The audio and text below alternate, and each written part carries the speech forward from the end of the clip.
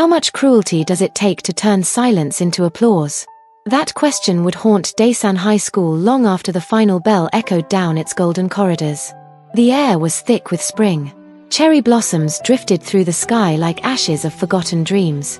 But what unfolded near the rooftop of Daesan High wasn't a scene from a fairy tale. It was chaos. Brutal. Raw. Unforgiving. A boy stood on the ledge, fists trembling, eyes vacant. Below, a crowd of polished uniforms and designer shoes gawked, not with horror, but with phones raised like trophies. "Jump," someone whispered. It was unclear if it was out of mockery or disbelief.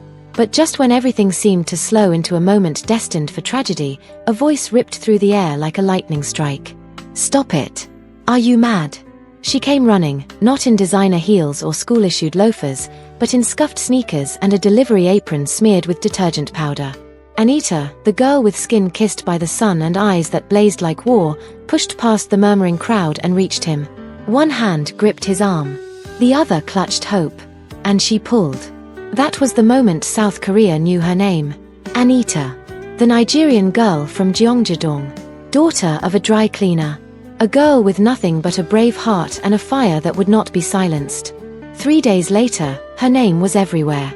Headlines sang her praises. Commoner heroine rescues heir from tragedy. Blogs debated her motive. Comment sections exploded with envy and admiration. But behind closed mahogany doors, inside the towering Ga-young Group headquarters, Chairwoman Kang Hee-soo was seething. "She humiliated us," the woman hissed, her crimson nails tapping her desk like gunfire. "And now the country adores her." The public backlash had been fierce, calls for an apology, boycott threats, hashtags trending globally. Ga-young Group, the mighty conglomerate that owned Daesan High, was on the verge of a public relations nightmare. And so, the Queen of Steel bent, but only slightly. "Offer her a scholarship," Chairwoman Kang commanded. "Make it look like compassion. Then make her regret it." Anita didn't want the scholarship. She hadn't asked for it. But her family, Mum, Dad, and her precocious little brother Caleb, looked at her like she'd been handed a star. "You can go there, Anita," her mother whispered. "Where the sky is clearer." She didn't know it then, but the sky at Daesan wasn't clear. It was poisoned, clouded by power, privilege, and people who played gods in school uniforms. Daesan High School was not built, it was carved into the hill like a fortress for the elite. Towering gates, marble hallways, hologram screens. But what glittered most wasn't the tech, it was X3. They were legends in pressed uniforms. Lee Sung, heir to the Ga-young Group, the unchallenged tyrant with smoldering eyes and a crooked smirk. Yoon Tan, silent, pale, and distant, with eyes like winter frost and a violinist's grace. Kim Song, son of a criminal empire, but with charm that could melt iron. Together, they ruled with cruel elegance. No one crossed them. No one questioned them. Until Anita. Or, delivery girl, someone sneered on her first day, pointing at her lunch tray. "You sure you're not here to serve food?" She didn't reply. She walked straight, back unbent. In the grand auditorium, where all new students were introduced, whispers started the moment her name was announced. Her skin. Her background. Her scholarship. She was a storm in a ballroom of mirrors. Then came the red card. It was slipped into her locker like a death sentence. Daesan's way of marking targets. The moment you received it, the whole school had permission to destroy you. The next few days were a blur of torment. Her textbooks were ripped apart. Her gym clothes soaked and frozen. Her desk vanished. The cafeteria became a minefield. Laughter followed her like a curse. And behind it all, watching with amused indifference, was Lee Sung. He didn't even speak to her at first. He didn't need to. The smirk on his face said everything. She was nothing. An accident. A commoner walking in silk halls. But Anita didn't break. The next morning, she walked into class with her chin raised and eyes blazing. "I'm not scared of any of you," she said aloud, her voice cutting through the chatter. "Least of all, a bored little boy with too much money." The room went silent. Lee Sung blinked. Then, slowly, he grinned. And so, the game began. What happens when a lion underestimates a girl with nothing to lose? The red card wasn't just paper. It was blood inked on a contract of cruelty. It meant isolation, sabotage, humiliation, An unspoken rule of terror passed down by X3 like a twisted family tradition. No one had ever dared to defy it. Until Anita. The first day after she received it, she walked into Daesan High as if the sky hadn't just collapsed on her shoulders. Her uniform was clean, but her shoes were damp, her locker had been flooded again. Her textbooks were gone, but she carried a notepad. Her seat had been flipped upside down, yet she pulled it upright, calmly. She said nothing. But her silence screamed louder than any retaliation. That, to Lee Sung, was infuriating. She doesn't cry. She doesn't beg, he muttered under his breath, drumming his fingers against his Bentley's steering wheel. Is she stupid or just stubborn? Yoon Tan gave him a disinterested look from the passenger seat. Or maybe she's not scared of you. Kim Song laughed from the back. Impossible. Even the teachers are scared of you. Not her, Lee Sung said with a frown. She looks at me like she sees right through me. And what does she see? Yoon Tan asked, voice like chilled glass. Lee Sung didn't answer. The next trick was worse. They filled her locker with dead fish. The smell spread across the corridor like a curse. Students laughed, some covering their noses, others pointing. A few even took pictures. Anita didn't flinch. She grabbed a trash bag, emptied the mess silently, wiped the inside of the locker with disinfectant wipes, and aired it open. Then she walked to class. Without a single tear. But what broke the crowd wasn't her silence. It was her smile. A small, proud smile, like she had just won something no one else could see. The whispers started turning. Why is she still standing? Shouldn't she have left by now? She's kind of amazing. Anita wasn't just surviving, she was changing the rhythm of Daesan High's cruelty. She wasn't playing their game. She was rewriting the rules. But power does not like to be challenged. Especially not by a girl who scrubs her mother's laundry shop at 5 a.m. and walks into Korea's most elite high school like she owns the ground beneath her.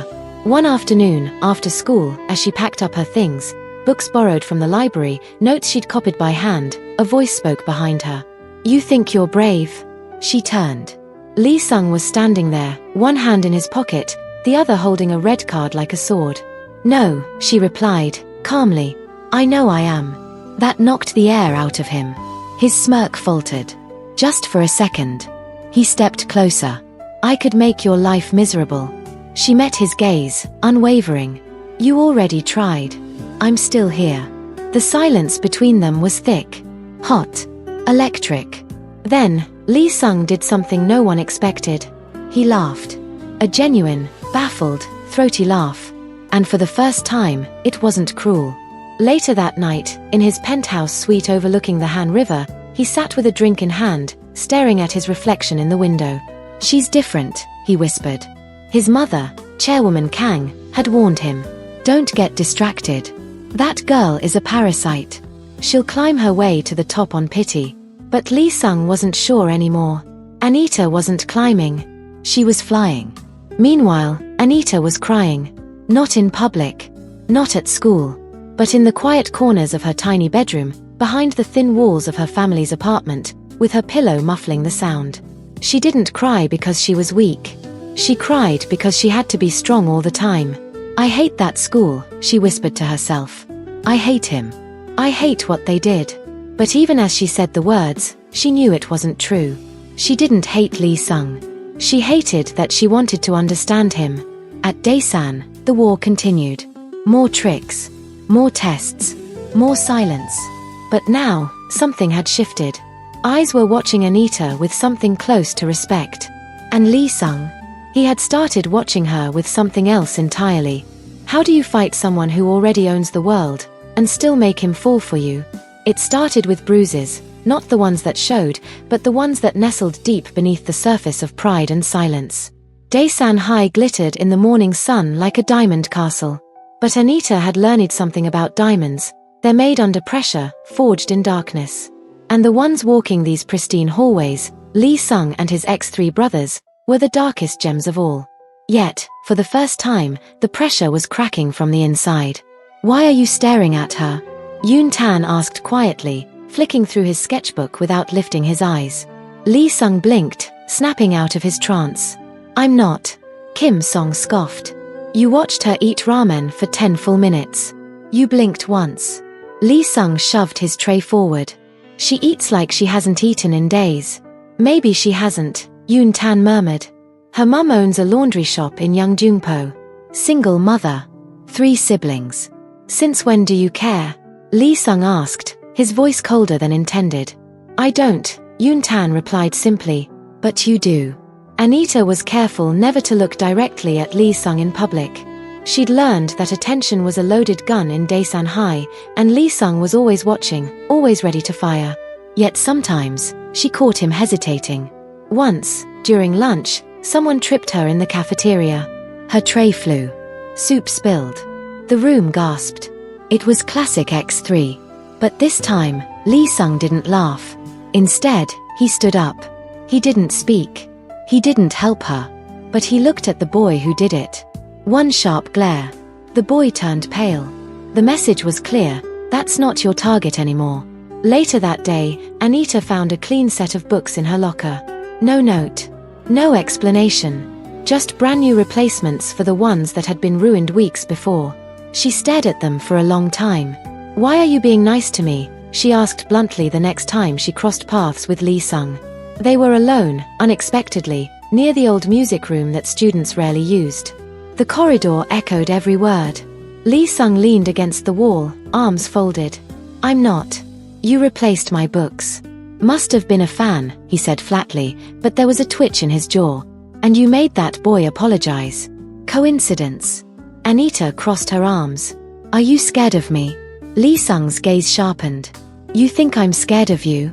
You should be, she said, stepping closer. Because I'm not going anywhere. You can throw 100 red cards at me, but I'm not running. Silence stretched between them. 2 storms eyeing each other. Then Lee Sung said, softer than expected, that's what scares me. At home that night, Anita found a note tucked inside one of the books from her locker. No name. Just a line. If they knew who I really was, they'd hate me too. She held it like glass. Her heart thudded once, twice, louder than it should have. The next morning, Daesan High was buzzing. A poster had been pinned to the central hallway bulletin board. A sketch, beautiful, haunting, of Anita. Underneath it, the girl who doesn't bow. No name, but every student knew, only one person in Daesan drew like that. Yoon Tan. And Yoon Tan never drew anyone. Ever. X3 was splitting at the seams. Why did you draw her? Lee Sung asked, tone unreadable. Yoon Tan shrugged. She's interesting. You're not interested in people. I wasn't. Until she arrived.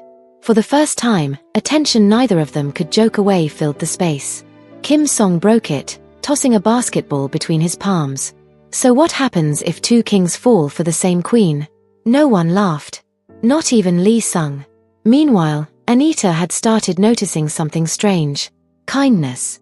A girl who once spat near her shoe now opened the library door for her.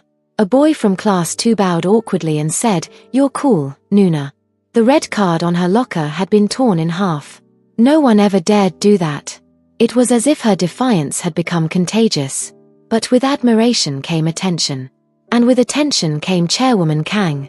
The summons arrived like a threat. Anita was called to the Ga-young Tower, 90 floors of silent wealth, glass walls, and shadows that walked in heels. Chairwoman Kang sat behind a desk that looked like a war table.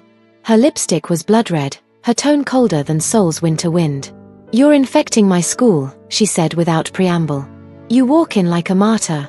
You think you've earned their sympathy. But you're not one of us. Anita didn't flinch.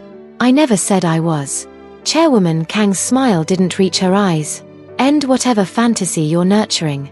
My son belongs to this world. You don't. I don't want your son, Anita replied, though even she wasn't sure if that was still true. Chairwoman Kang narrowed her eyes. Then stay out of his path. But it was already too late. Lee Sung had stopped seeing Anita as a target. He had started seeing her as the truth. What's more dangerous, being hated by the powerful, or loved by someone who's never known how to love? It rained the next morning. Not the gentle, romantic kind. This was a torrential downpour, the kind that washed away facades, silenced footsteps, and exposed everything hidden beneath the surface. Anita walked into Daesan High drenched, her umbrella ripped from the wind just 10 steps from the gate. She didn't care. The storm outside was quieter than the one inside her chest. She hadn't slept all night. Chairwoman Kang's voice kept ringing in her ears. You don't belong here. And you never will. X3 was silent that morning. Lee Sung didn't look at Anita. Yoon Tan didn't speak at all. Kim Song just watched, amused, as though waiting for something to explode. And it did. Second period. Chemistry lab. A note slipped under Anita's notebook. Meet me behind the auditorium. Now. LS. She didn't hesitate. By the time she reached the empty corridor behind the auditorium, she was dripping again, part rain, part uncertainty. Lee Sung was already there. His shirt was soaked open at the collar. His hair, usually arrogant and perfect, hung damp across his brow. He didn't speak immediately. Neither did she. Finally, he said, quietly, my mum talked to you. Anita didn't move. She warned me. He nodded once, as though expecting it. Then, I'm sorry. The words stunned her more than the rain. You, she blinked. Apologizing?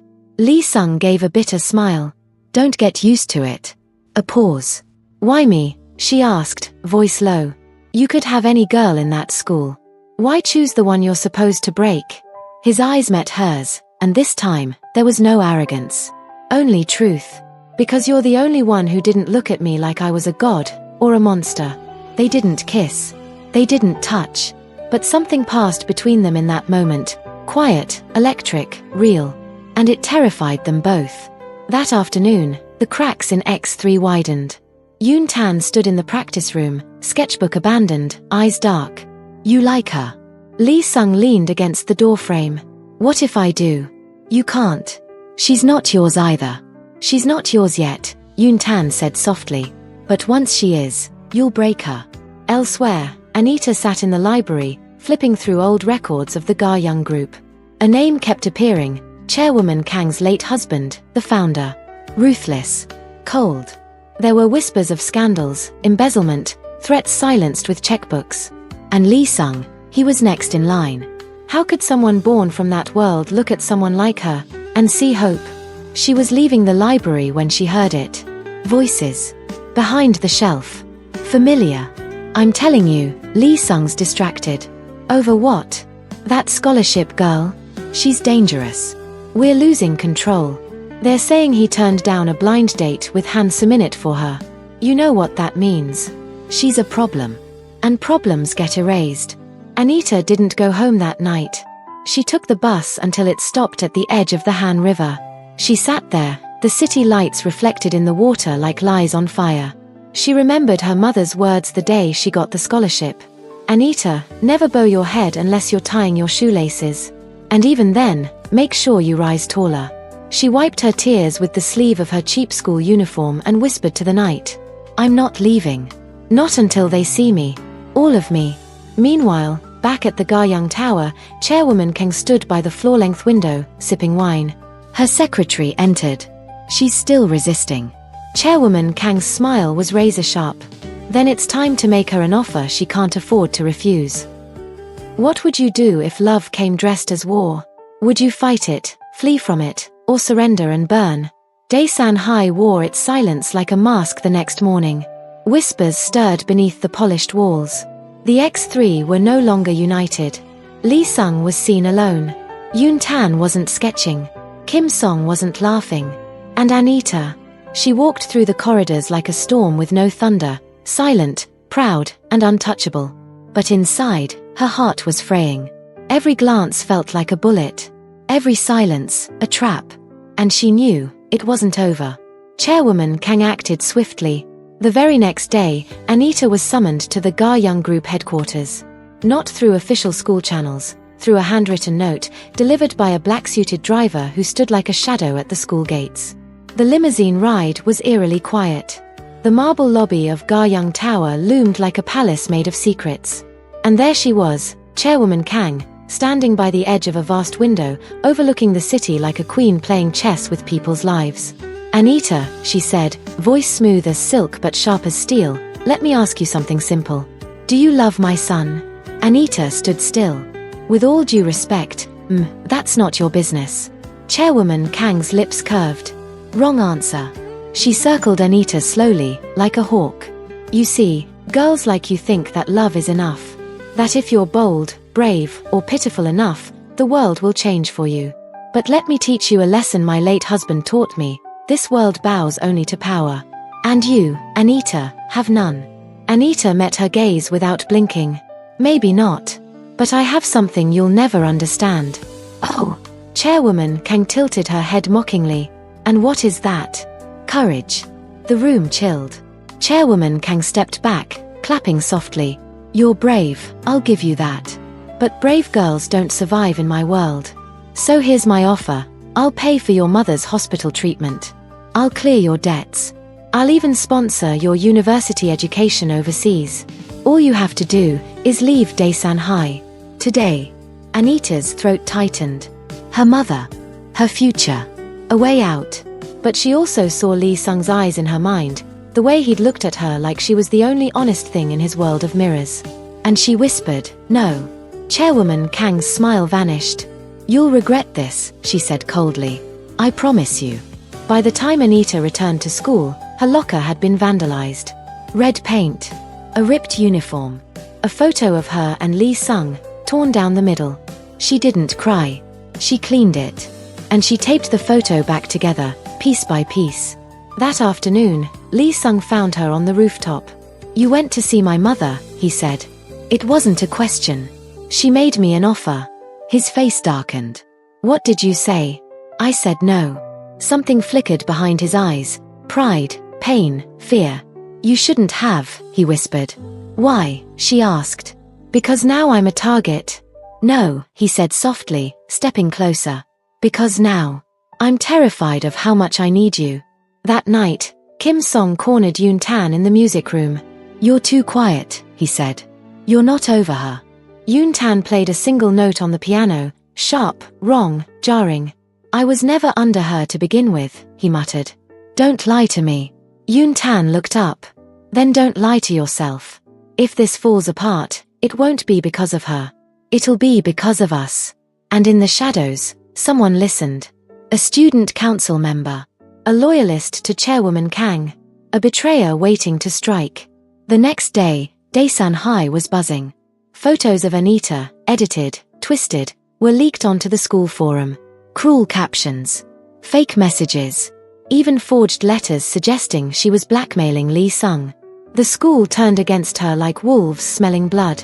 She was called to the principal's office. And Lee Sung? He stormed into the meeting uninvited. She didn't write those, he roared. But they were sent from her account, the vice principal muttered. Because someone hacked it. Look at the timestamp. She was with me. A deadly silence fell. Then came a voice from the doorway, Yoon Tan. I can prove it, he said. I have security footage. Everyone turned. Why would you help her? The principal asked suspiciously. Yoon Tan smiled, cold and quiet. Because truth matters. Even here. Later, as Anita sat on the rooftop again, Lee Sung joined her. You didn't have to come, she said. I always will. She looked up, tears caught in her lashes. Even if it ruins you? He smiled, taking her hand. Then let it ruin me. What happens when two hearts defy a world built to keep them apart? Do they burn brighter, or do they drown in silence? Daesan High School had never known this kind of tension, like a storm cloud looming above, crackling with secrets and whispers. The hallways had become battlegrounds of loyalty, rumor, and resistance. And Anita, she walked straight through the eye of it. They now called her names under their breath. Opportunist. Gold digger. Snake.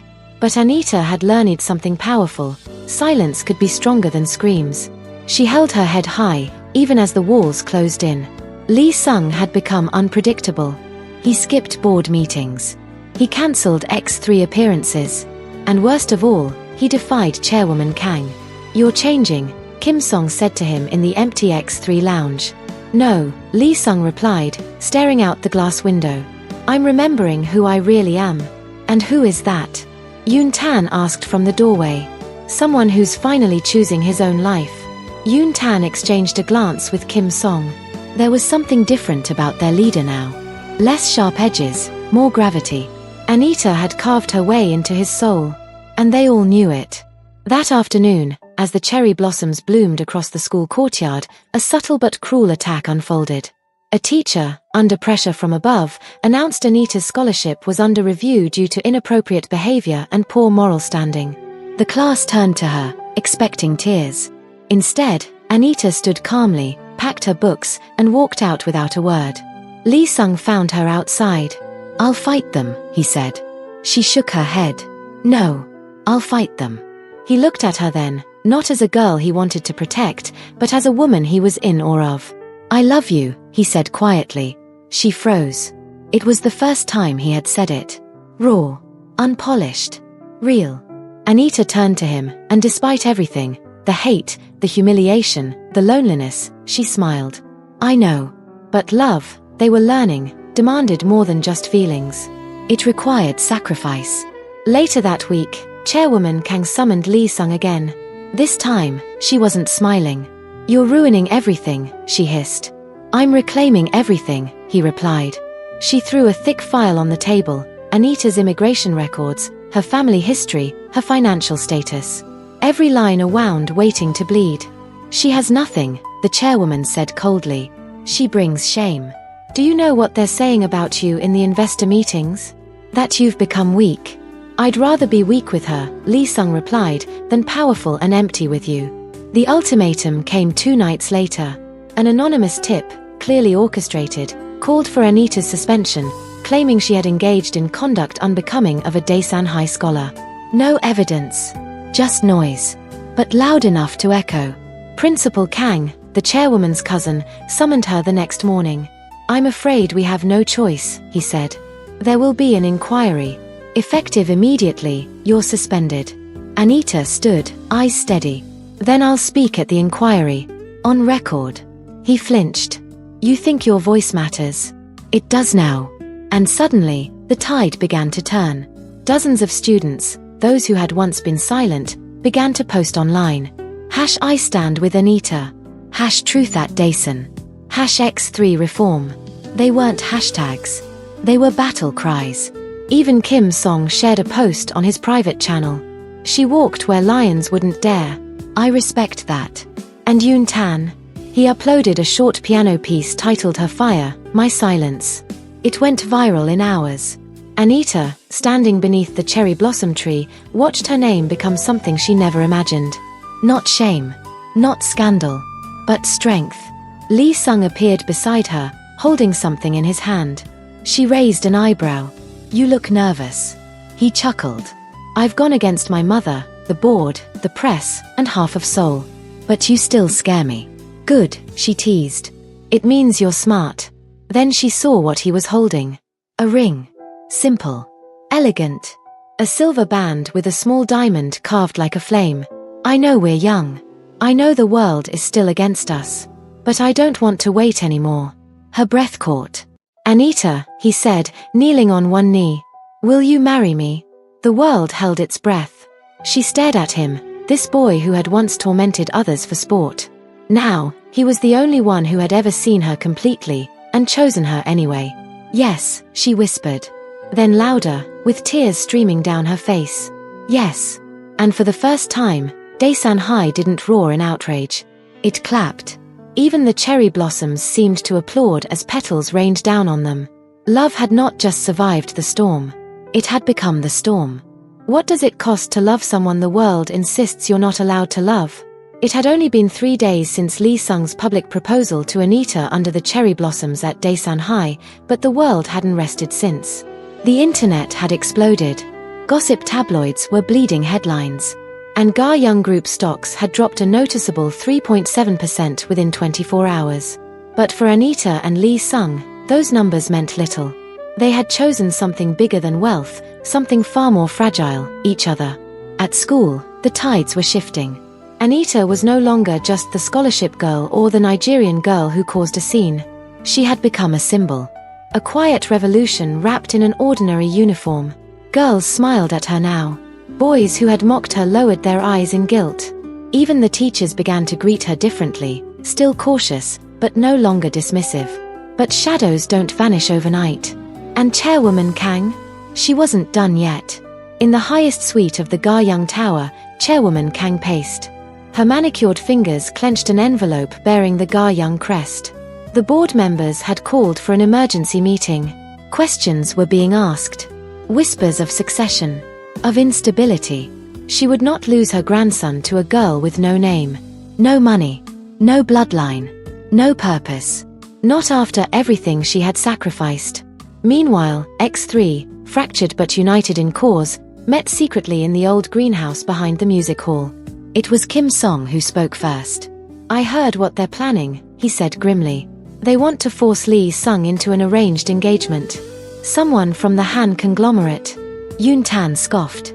"As if money can fix the damage they've already done."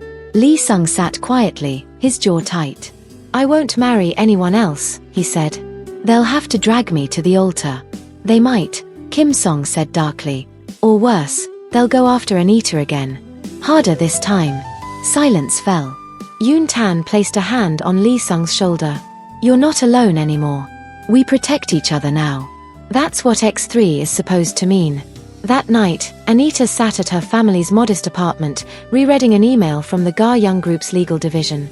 "We advise you to consider a private relocation outside Korea until the media calms down. This is a courtesy request." A courtesy request? No. It was a veiled threat. Her mother, who had once scrubbed office floors owned by Garyang executives, looked at her daughter now with trembling pride. "You don't have to prove anything to anyone," she said softly. But Anita had made her choice. "I'm not running," she whispered. "Not anymore." At Daesan High's upcoming Founders' Day celebration, the students were to perform and deliver speeches. It was tradition, an event always dominated by legacies of the elite. But this year, something different happened. Anita's name appeared on the program. She had been chosen to give the final speech. The keynote address. No one knew who approved it. Whispers said it was Yoon Tan, who had pulled strings quietly through the arts committee. Others said it was Kim Song's doing, as the student president. But everyone knew what it meant. Anita would speak. And the whole nation would be listening. On the morning of the event, the auditorium was filled to the brim. Parents, board members, news cameras, and most importantly, Chairwoman Kang herself. She sat in the front row, flanked by Garyang executives in dark suits. Lee Sung stood backstage, nerves coiled in his gut. "Are you sure about this?" he asked. Anita, dressed in a simple white dress and school blazer, gave him a quiet smile. "I've never been more sure of anything." The host called her name. She stepped into the spotlight. "When I first came to Daesan High, I didn't think I belonged." The audience held its breath. "I was different. I looked different. I spoke differently. I didn't come from money or legacy. But over time, I learnt that it isn't where you come from that defines you, it's who you choose to be when no one's watching." She paused. Her voice calm, unshaken. "I've been bullied, shamed, and silenced. But I've also been loved, protected, and heard. That love changed me. It taught me that true strength isn't inherited, it's forged." People were crying. Teachers, parents, even students who had once mocked her. To the Garyang Group, to Chairwoman Kang, to the world watching, my name is Anita. I am not a scandal. I am not a threat. I am someone who dared to stay standing. A beat of silence. And I am not going anywhere. Thunderous applause erupted. Even the school principal stood. Tears in his eyes. Chairwoman Kang sat frozen. Defeated by a teenage girl who had no power, except her truth. Backstage, Lee Sung met her with open arms. "You did it," he whispered. "No," she said, smiling through her tears. "We did. Is love still love when the whole world tries to erase it?" Spring had returned to Daesan High. The cherry blossoms bloomed in full glory, like pink clouds suspended above a world that had nearly collapsed. The wind was softer. The laughter of students rang clearer. The walls that had once echoed with cruelty now held silence, the kind that comes after a war is won. And in the heart of that peace stood Anita. The days following her speech were a blur. Overnight, she became a symbol, not of rebellion, but of hope. Interview requests poured in. Scholarships were offered. Invitations from international universities arrived. But Anita remained still. Not because she was indecisive, but because she was waiting, for something more important than all of that. For him. Chairwoman Kang had been silent since Founders Day. No letters. No lawyers. No meetings. But silence from a woman like Kang wasn't surrender. It was a decision. One not yet voiced. Until now. Anita was on her way home when a black car stopped beside her. Out stepped a woman in silver heels and a black silk hanbok. Chairwoman Kang. No guards. No drivers. Just her. She stood before Anita, her face unreadable. "You have cost me a great deal, Anita," she said calmly. Anita didn't flinch. "And you nearly cost me everything." The older woman gave a cold smile. "You remind me of myself, before I learnt that love is a luxury the powerful can't afford." Anita met her gaze, unwavering. Then maybe it's time someone powerful remembered how to feel. A long silence passed between them. Then, for the first time, Chairwoman Kang did something no one expected. She nodded. Just once. Without another word, she turned, stepped back into the car, and drove away. That weekend, Daesan High was nearly empty, except for the cherry blossom grove behind the art building. A secret place. Their place. Lee Sung stood there in a white suit, nervously adjusting his cufflinks. X3 had helped him plan everything. A string quartet softly played in the distance. White lanterns floated gently above. Anita walked towards him in a long, flowing pale blue dress. The moment she stepped into the grove, time paused. "You're late," he said, trying not to grin. "You're shaking," she teased. He dropped to one knee. And for the first time in his life, Lee Sung, heir to the Ga Young Group, former tyrant of Daesan High, product of legacy and power, let go of everything that had once made him cruel. All he held now was sincerity. "Anita," he said, voice trembling, "the world tried to keep us apart. But loving you made me human. You taught me to feel, to change, to fight. Not just for us, but for something bigger." He held out the ring. "Will you marry me, not as Ga Young's future chairwoman, not as the girl who broke the rules, but as the girl who broke me and built me back better?" Anita didn't speak. She dropped to her knees too, took his hand in hers, and whispered, "Yes." And in that grove of blossoms, beneath a sky that no longer felt like it needed to be challenged, they kissed. Not like children playing at love, but like two souls who had survived it. Years later, a magazine cover would feature the couple, Lee Sung and Anita, co-founders of a global scholarship foundation for underprivileged students across Asia and Africa. Daesan High would name its library after Anita.